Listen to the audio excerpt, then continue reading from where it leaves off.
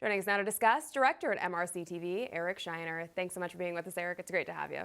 Thanks for having me, Allison. Of course. So I just can't get over this. White woman Joy Behar actually has the audacity to say Justice Clarence Thomas and Senator Tim Scott have no clue what it's like to be a black man in America. I mean, is this real life? But more importantly, why is Joy still benefiting from her white privilege? I think it's far past time she give up her seat on The View to a birthing person of color, wouldn't you say?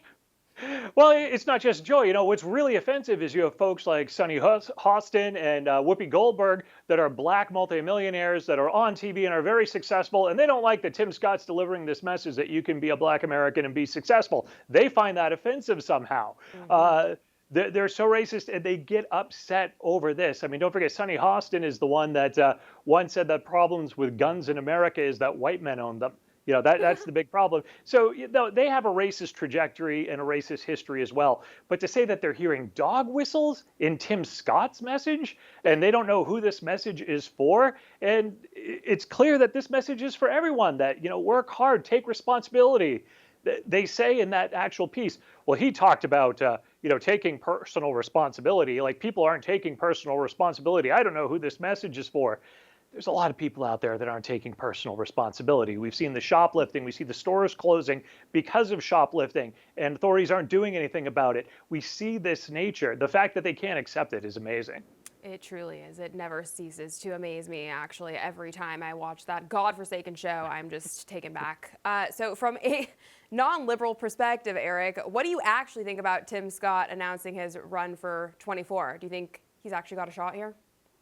Well, I think the more people that run, the more options that people have, it's always a great thing. The more people that are in the race, the more people that folks can choose from, those are great things. So I think the more people that enter the race, it's a great thing for the party. Show off the diversity that's available, show off the choices that are available, and let the voters decide.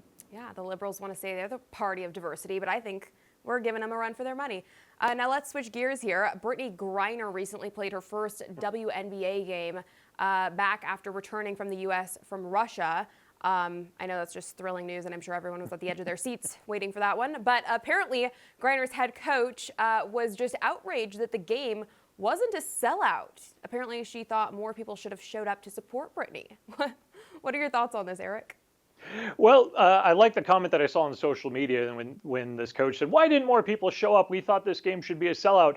People didn't show up because, well, that's pretty much everyone that's interested in the WNBA. I mean, they're averaging just over 5,000 people in attendance at a game. AHL hockey games that aren't in major markets, we're talking like Wilkes-Barre, Scranton market, Bakersfield, they average about the same amount of audience. There's just not a huge interest. And while obviously what happened in Russia and the sentence for the marijuana vapes was way over the top, a lot of people don't really look at Brittany Griner as a hero. I mean, this is an athlete that didn't used to stand before the national anthem. Now she does, but I guess she had to go be in jail in Russia before she could appreciate it.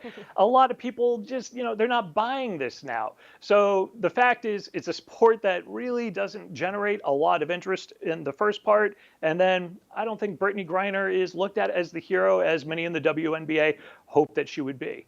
Yeah, I think she would only really be a hero in a very tiny percentage of the American public's eye. I don't think many people are in support of that. And hopefully people are waking up to, you know, the agenda there and what the liberal cult thinks of, you know, the people that could potentially engage in supporting that sport. So anyway, in other news, the Hunchback of Notre Dame, also known as John Fetterman, is getting called out for his signature hoodie and gym shorts as his regular work apparel. Now, sources close to Fetterman say his, quote, relaxed, comfortable style is a sign that the senator is making a robust recovery, which is just comical.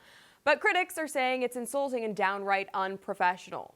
You know, I feel like if you think it's acceptable to come to work in a hoodie and gym shorts, chances are you're probably not fit for the job. For all our viewers asking where One America News is heading in the future, we would like to introduce you to OAN Live.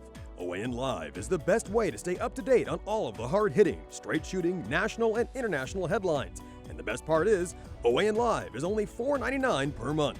All the credible, honest, unbiased reporting One America News offers at a fraction of the cost of cable. Just go to OANN.com to easily sign up for OAN Live and stay informed.